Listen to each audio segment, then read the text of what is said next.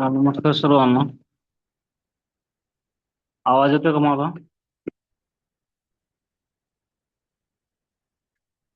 Hello. आवाज आणि screen व्यवस्थित आहे का? कोणतरी यस म्हणून कमेंट करा येत असेल तर व्यवस्थित. ओके. अच्छा. यस. आजच्या सेशन मध्ये आपण मराठी भाषा, मराठी व्याकरण, पेडागॉजी, कारण या टीईटी पासून पेडागॉजीचे पण क्वेश्चन तुम्हाला विचारले जाणार आहेत. त्यामुळे या विषयाला डावलून आपल्याला चालणार नाही किंवा या कंटेंटला डावलून आपल्याला जाता येणार नाही पुढं. ठीक आहे. अध्यापन शास्त्रावरती प्रत्येक विषयाचं अध्यापन शास्त्र जे आहे त्यावरती तुम्हाला परीक्षेमध्ये प्रश्न विचारले जातील. त्यामुळे मराठीचे पण आपण घेऊया. पहिला प्रश्न जो आहे तो तुम्हाला स्क्रीनवर आहे. जास्तीत जास्त प्रश्न आज घेण्याचा प्रयत्न करू. वीरा एक 7 महिन्याची मुलगी आहे. ती आता स्वर आणि व्यंजनयुक्त आवाज काढते.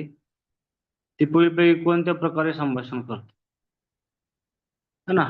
7 महिन्याची मुलगी आहे. स्वर आणि व्यंजन काढते. व्यंजन यांचे आवाज काढते. 7 महिन्याची मुलगी आहे. है ना. भाषिक कथन तिला माहित नाही. ओंकारणे सुद्धा माहित नाही. स्वन ती पुढची सुरुवात आहे. ती बडबड करते. स्वरा काय करते? बडबड करते. म्हणून ऑप्शन नंबर 4 हे त्याचं उत्तर आहे. ठीक आहे. दुसरा प्रश्न. भाषा संपादन ही बालकेंद्रित भाषा संपादन ही प्रक्रिया बालकेंद्रित असते. कारण सर हे पण विषय महत्वाचा आहे. याच्यावर 4-5 प्रश्न येतील. रेडमी नोट कोणही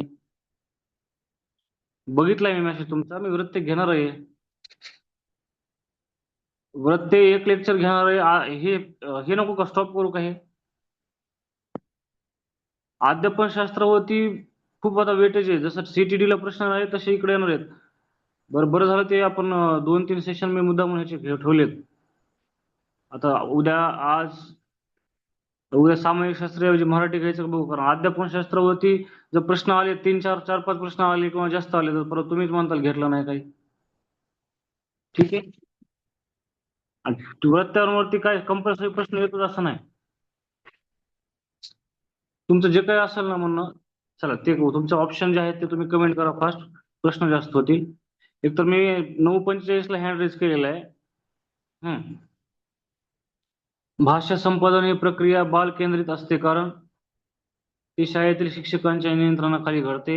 भाषा संपादन करण्याची प्रक्रिया जी असते ती बाल केंद्रित असते. है ना. विशेषतः आपली भाषा मातृभाषा आहे आणि मातृभाषा है ना शिकण्यासाठी संपादनासाठी ती बाल केंद्रित असते. है ना. काय असते कारण त्याचं? ठीक आहे. ती शाळेतील शिक्षकांच्या नियंत्रणाखाली घडते. नाही ना. बाल केंद्रित आहे म्हणल्यावर ती औपचारिक पद्धतीने पूर्ण होणे हे नाही. मूळ स्वतःच्या नैसर्गिक गतीनुसार आणि गरजेनुसार भाषा आत्मसात करते. ठीक आहे.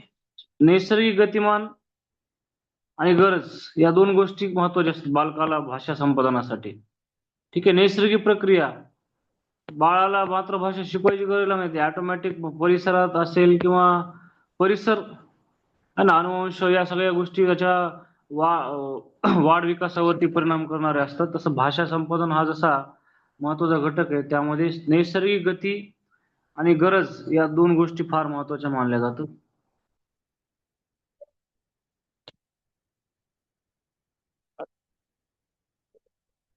पेडोगॉजी याच्यावरती परीक्षेमध्ये प्रश्नांची संख्या जास्त येऊ शकते कदाचित. ठीक आहे. चला प्रश्न क्रमांक 3. भाषा संपादन आणि अध्ययनात भाषांतर कशा प्रकारे उपयुक्त ठरते? आपल्याला भाषा शिक्षण महत्वाचं मानलं जातं. भाषा संपादनासाठी आणि अध्ययनात भाषांतर करण्यासाठी काय उपयुक्त ठरेल? है ना, अध्ययनात भाषांतर, ट्रान्सलेशन. ठीक आहे, तुम्हाला समजा नवीन भाषा शिकायची तर आपल्याला सगळ्यात महत्वाचं आपली मातृभाषा परफेक्ट आली पाहिजे. ट्रान्सलेशन खूप महत्वाचं असतं. ठीक आहे. भाषांतर, ट्रान्सलेशन अध्ययनात कसं उपयुक्त ठरेल? ते नवीन भाषिक संकल्पना, विचार आणि नियम मातृभाषेतून समजून घेण्यासाठी आधार म्हणून कार्य करते. बघा मी म्हणलं ना, आपल्याला इंग्रजी व्याकरण शिकायचं असेल तर मराठीतले कन्सेप्ट क्लिअर पाहिजे. तिन्ही पर्याय त्या ठिकाणी चुकीचे असतील. ऑप्शन नंबर 1 बरोबर आहे. अध्ययनात भाषा संपादन आणि अध्ययनात भाषांतर कसं उपयुक्त ठरेल? भाषिक संकल्पना, विचार, नियम मातृभाषेतून समजून घेण्यासाठी आधार म्हणून कार्य करावे. ठीक आहे. इथे तुम्हाला उपयोजनात्मक प्रश्न सुद्धा येऊ शकतात सर. कारण अशा प्रकारचे प्रश्न आता हा एक लक्षात ठेवा, 138 जण जॉईन आहेत. आणखी एक महत्वाचा पॉईंट सांगतो तुम्हाला. अध्यापन शास्त्र जे आहे ह्यामध्ये अध्यापन शास्त्रावरती आधारित फक्त मराठीमध्ये प्रश्न येईल असंही नाही. तुम्हाला मानसशास्त्रामध्ये येऊ शकतो, तुम्हाला तिकडं सोशल सायन्स मध्ये येऊ शकतो. ठीक आहे, हिंदीमध्ये येऊ शकतो. आता मी मराठीचा अध्यापन शास्त्रावर थोडं फोकस करतो हे सेशन, त्यामुळे थोडं व्यवस्थित लक्ष देऊन ऐका. भाषा अध्ययनात व्याकरणाचे स्थान काय आहे? है ना, लँग्वेज लर्निंग मध्ये ग्रामरचं काय महत्व आहे? भाषा अध्ययनासाठी ते आवश्यक नाही, है ना, आवश्यक आहे ना, मग पहिला पर्याय नाही राहणार उत्तर. ते केवळ उच्च माध्यमिक स्तरावर महत्वाचं आहे. आता व्याकरण सगळ्या स्तरावर आहे, त्याच्यामुळे हे पण उत्तर नाही आपलं बी. ते विद्यार्थ्यासाठी अडथळा आहे हे पण नाही. ऑप्शन नंबर डी बरोबर आहे. ते भाषा वापराची अचूकता सुधारण्यासाठीचं एक साधन आहे. हे ऍक्युरेट उत्तर आहे. ग्रामर का महत्वाचं आहे भाषा अध्ययनामध्ये, तर हे महत्वाचं पॉईंट आहे. इंटिग्रेटेड लँग्वेज टीचिंग ज्याला आपण म्हणतो, एकात्मिक भाषा शिकणे. आता इथं काय आहे माहिती का, तुम्ही कोठारी आयोग असेल किंवा आताच नवीन शैक्षणिक धोरण, नवीन शैक्षणिक धोरण सुद्धा मी उद्या परवा दिवशी घेईल. याच्यावरती सुद्धा परीक्षेमध्ये प्रश्न येतो. सीटीटीला मी माझ्या 2 सेशन मध्ये शैक्षणिक धोरण घेतलं होतं मागच्या टीईटीच्या बॅचला, सीटीटीच्या सॉरी. तर नवीन एज्युकेशन पॉलिसीवरती प्रश्न आले. आता उद्याच्या टीईटी मध्ये 28 तारखेला न्यू एज्युकेशन पॉलिसी आहे की नाही, येऊ शकते एखादा प्रश्न. एक जरी प्रश्न आला तरी बरं झालं. एकात्मिक भाषा शिक्षण या संकल्पनेत खालीलपैकी कोणत्या कौशल्यांना एकत्रित केले जाते? है ना, हे महत्वाचे घटक आहेत ना. भाषण, वाचन, लेखन आणि श्रवण, है ना, हे भाषिक कौशल्य आपण याला भाषिक कौशल्य. कुठलीच भाषा या 4 कौशल्याशिवाय शिकता येत नाही. भाषिक कौशल्य येते, है ना. भाषिक कौशल्य कशाला म्हणायचं, है ना, ज्याच्यामध्ये जर आपण बघितलं तर आणखीन एक ऍड झालंय बरं का. श्रवण, भाषण, वाचन, लेखन आणि आणखीन एक आकलन. आकलन सुद्धा महत्वाचं. ठीक आहे, एखादा विषय शिकत असताना, एखादी लँग्वेज शिकत असताना, एकात्मिक भाषा शिक्षण घेत असताना या 4 गोष्टी बरोबर ते आकलन करणं सुद्धा गरजेचं आहे. जी गोष्ट आपण शिकली त्याला उपयोजनामध्ये आणणं आणि अंडरस्टँडिंग ज्याला आपण म्हणतो, आकलन फार महत्वाचं असतं. असे प्रश्न येणार आहेत कारण आपल्याला तुम्हाला पत्र काढून सांगितले, त्यामुळे थोडीशी बघा. हे अजून उद्या पण सेशन घेऊया हे आपण, आणि काही प्रश्न वृत्तांचे घेऊ उद्या किंवा परवा. म्हणजे अजून 2 सेशन जर भेटले आपल्याला, आज 25 आहे, 26, 27 नाही, एकच सेशन भेटेल आपल्याला उद्या परवा दिवशीचं. ठीक आहे भाऊ. प्राथमिक स्तरावर भाषण कौशल्य विकसित करण्यासाठी शिक्षकांनी कोणती पद्धत वापरावी? भाषण कौशल्य विकसित करण्यासाठी प्राथमिक शिक्षकांना काय केलं पाहिजे, कोणती पद्धत राबवली पाहिजे? शिक्षकांनी जास्तीत जास्त बोलणे आणि विद्यार्थ्यांनी ऐकणे नाही ठरणार संयुक्त. रोज 50 शब्द हे जुनं आहे. एका एवढा भाषा विकसित करण्यासाठी म्हणजे भाषिक कौशल्य विकसित करण्यासाठी हे नॉर्मल आहे. केवळ व्याकरणाचा आधार किंवा हे पण आपल्याला नॉर्मली सांगता येईल. खरं तर विद्यार्थ्यांना त्यांच्या दैनंदिन जीवनातील घटना आणि अनुभवाबद्दल बोलण्यास प्रोत्साहन देणे, विद्यार्थ्यांनी बोललं पाहिजे, विद्यार्थ्यांनी व्यक्त झालं पाहिजे, तर त्यांचं भाषिक कौशल्य विकसित होणार आहे. ठीक आहे, केवळ व्याकरणाचा अचूक गोष्टींवरती लक्ष केंद्रित करणं, अचूकतेवर व्याकरणाचे हे नाही महत्वाचं, किंवा नवीन 50 शब्द पाठ करणं किंवा शिक्षकांनी जास्त बोलणं. शिक्षकांनी बोलण्यापेक्षा विद्यार्थ्यांनी बोलणं गरजेचं आहे. म्हणून ऑप्शन नंबर 1 बरोबर आहे. कारण भाषण कौशल्य तेव्हाच विकसित होणार आहे ज्यावेळेस आपण विद्यार्थ्यांना संधी देतो. आणि शालेय स्तरावरती विद्यार्थ्यांचं वक्तृत्व ज्याला आपण म्हणतो वक्तृत्वाचा जो काही बेस असतो तो शालेय स्तरावरती विकसित होत असतो. शालेय स्तरावरती असणारे परिपाठ असतील, शालेय स्तरावरती असलेले जे काही जयंती असतील, पुण्यतिथी असतील, अशा कार्यक्रमामध्ये विद्यार्थ्यांना सहभागी करून घेणं ही शिक्षकाची जबाबदारी असते. है ना, ज्यांचा पाया ज्याला आपण म्हणतो, है ना, जे आज मोठमोठे वक्ते आहेत, त्या लोकांनी शालेय स्तरापासून आपल्या वक्तृत्वाची कौशल्य ज्याला आपण म्हणतो ते त्या ठिकाणी दाखवलेले असतील. म्हणूनच ते आज इथपर्यंत मोठे वक्ते झालेले आहेत.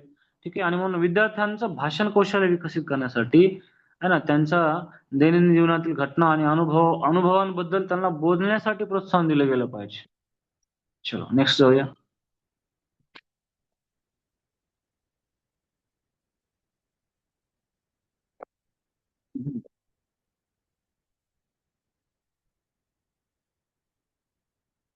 तर इथं भाषा विकास, भाषा कौशल्य, भाषिक कौशल्य, है ना, असे प्रश्न असे शब्द येईल बघा.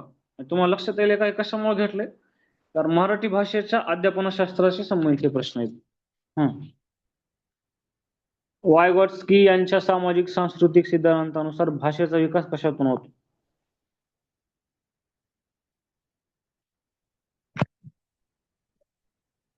वायगॉट्स्की यांच्या सामाजिक सांस्कृतिक सिद्धांतानुसार भाषेचा विकास सामाजिक आंतरक्रिया आणि संवाद यातून होतो.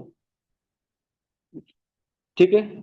सोशल इंटरॅक्शन, सामाजिक सांस्कृतिक विकास म्हणाले, त्यामुळं सामाजिक आंतरक्रिया महत्वाची. ऑप्शन नंबर डी 7 नंबरच्या प्रश्नाचं उत्तर आहे.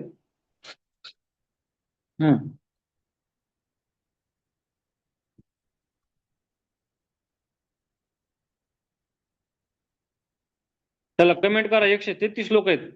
तुम्हाला जी कमेंट योग्य वाटते ती कमेंट करा. असं काही नाही ना, चुकलं तर चुकू द्या, पण तुम्हाला लक्षात येईल ना की आपले हे अध्यापनशास्त्राचे प्रश्न आपल्याला येतात का? कारण आपण रेग्युलरली आपले सगळे शिक्षक बंधू भगिनी आहेत, त्यामुळे तुम्हाला या सगळ्या गोष्टी रेग्युलर माहिती आहेत ना. ठीक आहे. उत्तर कमेंट करा. उत्तर तुम्ही सांगणारच आहे. व्याकरण नियमांशिवाय केवळ ऐकून आणि बोलून भाषा शिकण्याची प्रक्रिया कशाशी संबंधित आहे? आता नियमांशिवाय ऐकून बोलून भाषा शिकण्याची प्रक्रिया कशाशी संबंधित आहे म्हणतो?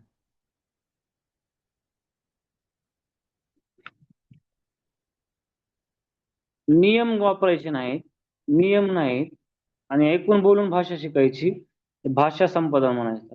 Option number D. ना की भाषा अध्ययन, वाचन कौशल्य, न रायटिंग स्किल, हे भाषिक कौशल्य आहेत.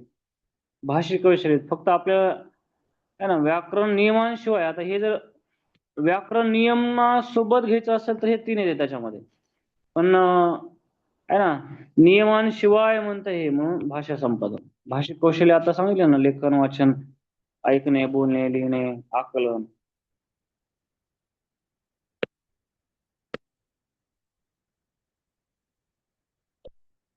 हम्म.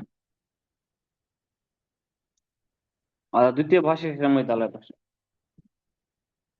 138 जण आहेत. कमेंट फार कमी आला. सेकंड लँग्वेज शिकवताना, आता भाषा शिकवताना भाषा संपादन प्रभावी करण्यासाठी शिक्षकांनी काय करावे? हा का, हे लय IMP प्रश्न आहे.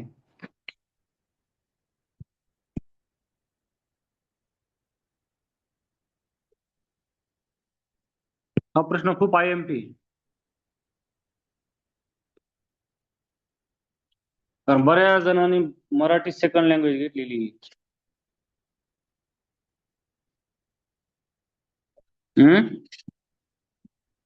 आणि ऑलमोस्ट सगळ्यांचं उत्तर बरोबर आहे, बी. द्वितीय भाषा शिकवताना शिक्षकांनी काय करावं? विद्यार्थ्यांसमोर भाषेचा समृद्ध अर्थपूर्ण वापर करून संवादाच्या संधी उपलब्ध करून दिल्या पाहिजेत. ठीक आहे. खूप छान प्रश्न आहे हा. छान म्हणजे येऊ शकतो परीक्षेला, आणि आलेला आहे बऱ्याचदा. बरोबर आहे. बी बरोबर आहे.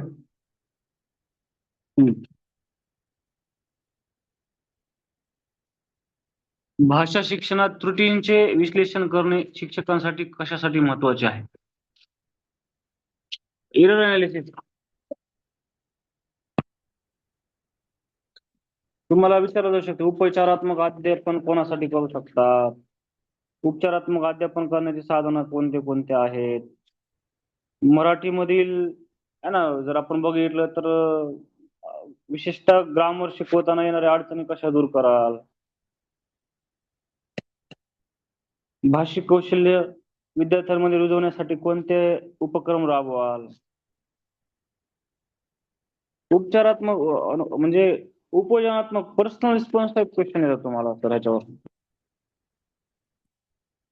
CTT ला आम्ही खूप घेतले होते असे प्रश्न.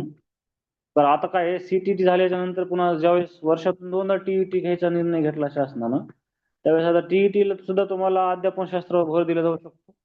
आपण तयारी करू थोडीशी आज आणि उद्या. चला. भाषा शिक्षणात त्रुटीचे विश्लेषण करणे शिक्षकांसाठी कशासाठी महत्वाचे असते? तर याच्यामध्ये काय आहे, विद्यार्थ्यांच्या विचार प्रक्रियेतील अडचणी समजून घेण्यासाठी, अध्यापन पद्धतीत सुधारणा करण्यासाठी त्रुटीचं विश्लेषण करणं आवश्यक आहे. म्हणून ऑप्शन नंबर ए बरोबर आहे.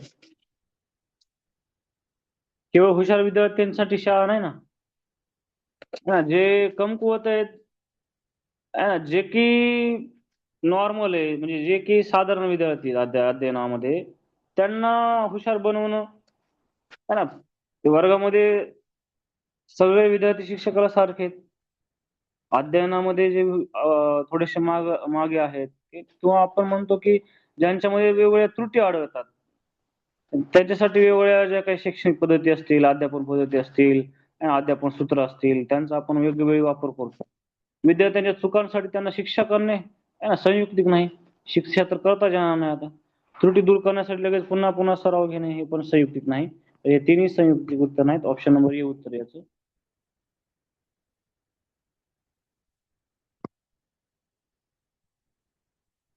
लर्निंग आणि संपादन म्हणजे अध्ययन आणि संपादन यात मातृभाषेची भूमिका कशी असते?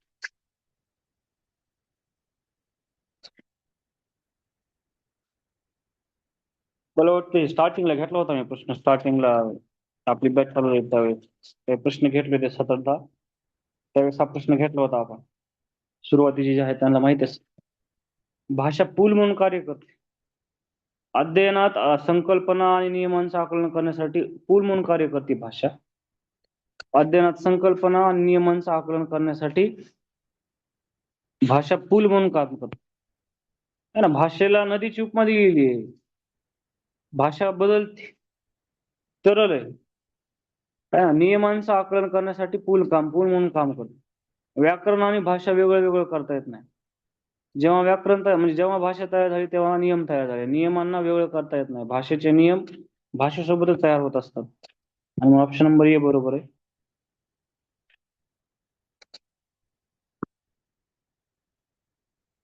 हा प्रश्न सुद्धा IMP आहे. VIMP आहे हा. ठीक आहे.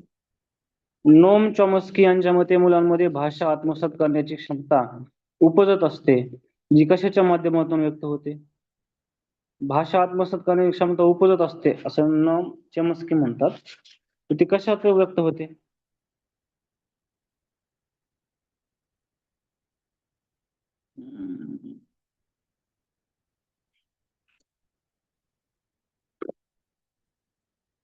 नॅचरली उपजत असते म्हणतात. मग संपादन यंत्रणा याचं उत्तर आहे. मानसिक विकास पातळी नाही. बिहेवियरिस्ट है ना.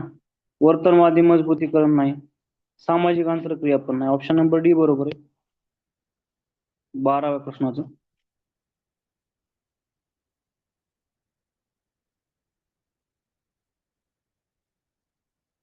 हम्म. भाषा अध्ययनासाठी सर्वात महत्वपूर्ण घटक कोणता आहे? लँग्वेज लर्निंग साठी सगळ्यात महत्वाचा घटक कोणता आहे?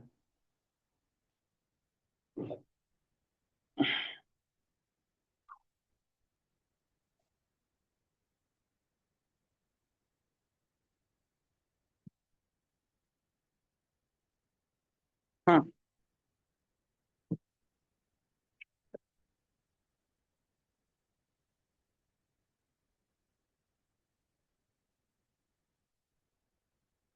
बघा, आपल्याला माहिती भाषा संवादाचं माध्यम आहे. विशेषतः आपले विचार, भावना कल्पना, अर्थछटा है ना, व्यक्त करण्यासाठी भाषेचं प्रभुत्व असणं आवश्यक आहे.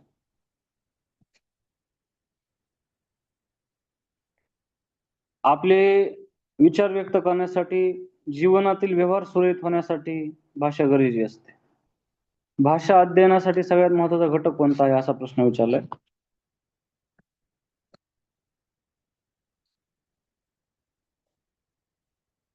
संपूर्ण वेळ भाषेचा नैसर्गिक वातावरणात वापर करणे हे बरोबर आहे. इतर कोणत्याही भाषेचा वापर पूर्णपणे टाळणे नाही बरोबर. भाषा वर्गात औपचारिक सूचना आणि सरावाच्या संधी नाही बरोबर. केवळ शब्दांचे अर्थ तोंडपाठ करणे हे ना भाषा अध्ययनासाठी महत्वाचं नाही. संपूर्ण वेळ भाषेचा नैसर्गिक वातावरणात वापर करणे हे महत्वाचं.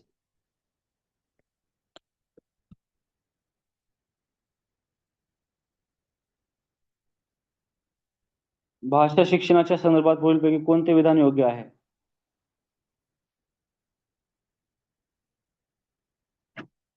फक्त भाषेवर बोलायलो होतो आपण. कमेंट करा.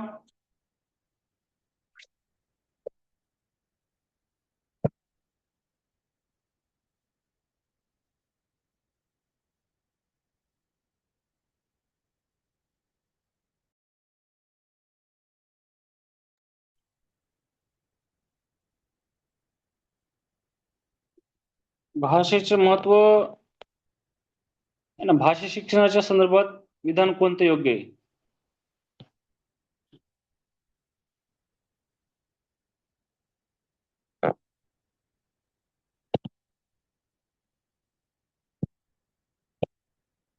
भाषा शिक्षण हे फक्त भाषिक पाठ्यपुस्तक वाचून होते नाही ना. पहिले वाक्य बरोबर आहे. भाषा शिक्षणाला मुद्रित संपन्न, वाचन संपन्न वातावरणात वेग मिळतो. विज्ञान आणि गणिताच्या शिक्षणासाठी भाषा शिक्षणाची गरज असते. हे विधान चुकीचे. योग्य विधान पाहिजे आपल्याला. विज्ञान आणि गणित हे सुद्धा मातृभाषेतून किंवा भाषेतून शिकणं गरजेचं असते ना. आणि चौथा जो आहे ते भाषा शिक्षण अनावधानाने होते, हे तर फार म्हणजे फार रॉंग आहे. ऑप्शन नंबर 2 बरोबर आहे आपलं. भाषा शिक्षणाला मुद्रित संपन्न, वाचन संपन्न वातावरणात वेग मिळतो. ऑप्शन नंबर 2 बरोबर आहे.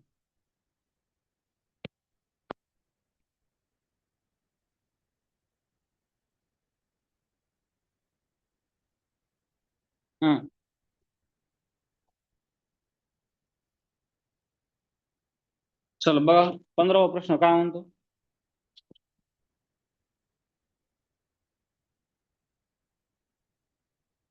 शिक्षणाच्या कोणत्या दृष्टिकोनानुसार प्रत्येक मुलामध्ये भाषेची उपस्थित क्षमता असते?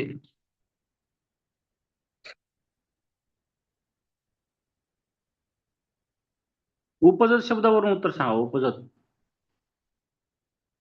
सामाजिक सांस्कृतिक नाही, संरचनावादी नाही, वर्तनवादी नाही. उपजत म्हणल्यावर उपजतवादी दृष्टिकोनच येईल ना. Option number C. शिक्षणाच्या कोणत्या दृष्टिकोनानुसार प्रत्येक मुलामध्ये भाषेची उपजत क्षमता असते? उपजतवादी दृष्टिकोन असतो.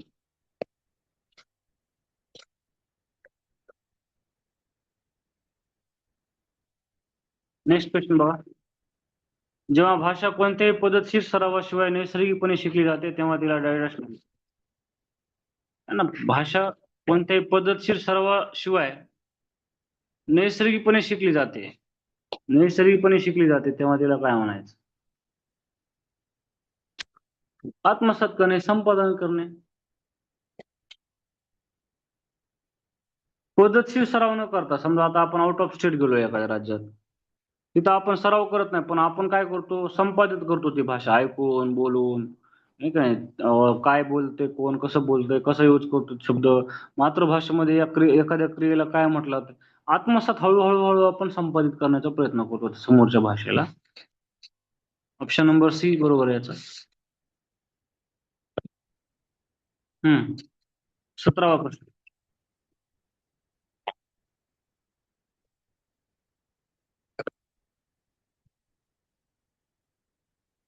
भाषा संपादन ही प्रक्रिया कशावर अधिक अवलंबून असते? भाषा संपादन ही प्रक्रिया कशावर अधिक अवलंबून असते?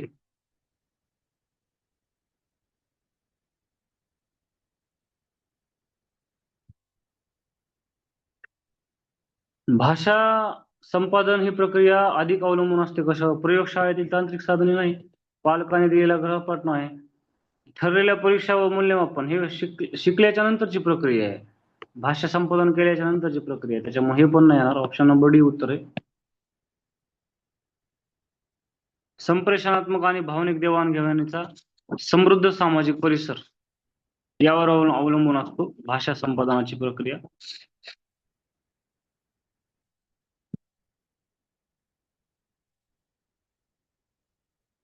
हम्म मराठी शाळेत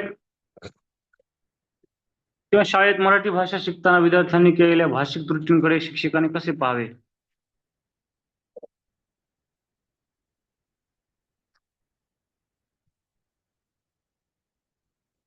पूर्णपणे दुर्लक्षित करावेत, कारण ते आपोआप दूर होतात. नाही, पूर्णपणे दुर्लक्षित करता येत नाही. त्या अध्ययन प्रक्रियेचा नैसर्गिक भाग आहेत आणि त्यांचे विचार करण्याच्या पद्धतीचे द्योतक आहेत असे समजावे. ओके. त्या लगेच आणि वारंवार दुरुस्त कराव्यात, ज्यामुळे विद्यार्थी सावध राहील. संयुक्तिक नाही वाटत हे. ज्या विद्यार्थ्यांकडून त्रुटी होतात त्यांना शिक्षा करावी. शिक्षा करता येत नाही शिक्षकाला, म्हणून ऑप्शन नंबर बी बरोबर आहे. ऑप्शन नंबर बी बरोबर. त्या अध्ययन प्रक्रियेचा नैसर्गिक भाग आहेत आणि त्यांच्या विचार करण्याच्या पद्धतीचे द्योतक आहेत. ऑप्शन नंबर बी उत्तर आहे इथं.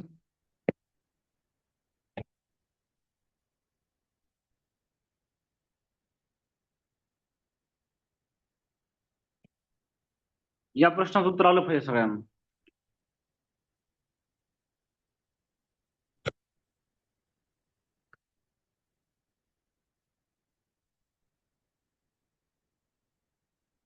प्राथमिक स्तरावर भाषा शिकवण्यासाठी कोणते माध्यम सर्वात प्रभावी ठरते? केवळ शिक्षकांनी बोलणे आणि विद्यार्थ्यांनी शांतपणे ऐकणे प्रभावी माध्यम नाहीये हे. फक्त बोलणं आणि ऐकण्यावरती प्राथमिक स्तरावर भाषा प्रभावी ठरणार नाही. शक्य तितक्या लवकर इंग्रजी किंवा अन्य परकीय भाषेचा वापर सुरू करणे हे पण संयुक्तिक नाही. इंग्रजी भाषा आणि परकीय भाषा है ना, भाषा शिकण्यासाठी काय गरजेचं आहे? किंवा पाठ्यपुस्तके आणि व्याकरण नियमांचा अभ्यास हे पण संयुक्तिक नाही. मुलांना त्यांच्या मातृभाषेतून बोलण्यात प्रोत्साहन देणे आणि हे प्राथमिक स्तरावर भाषा शिकवण्याचं सगळ्यात प्रभावी माध्यम आहे. आणि ऑप्शन नंबर डी हे बरोबर आहे. असा पर्सनल रिस्पॉन्स टाइप क्वेश्चन येतो. पर्सनल रिस्पॉन्स टाइप क्वेश्चन असा.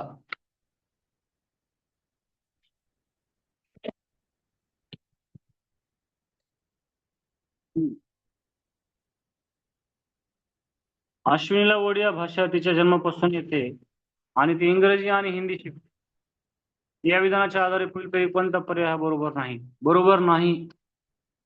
तिचे हिंदी शिक्षण म्हणजे भाषा शिक्षण, तिचे इंग्रजी शिक्षण म्हणजे भाषा शिक्षण, तिचे इंग्रजी शिक्षण म्हणजे भाषा आत्मसात करणे आहे, तिचे ओडिया शिक्षण म्हणजे भाषा आत्मसात करणे आहे.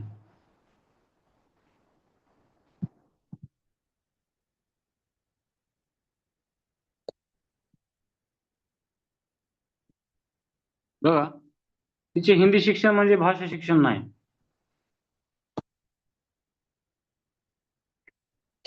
तिचे इंग्रजी शिक्षण म्हणजे भाषा शिक्षण हे उत्तर नाही.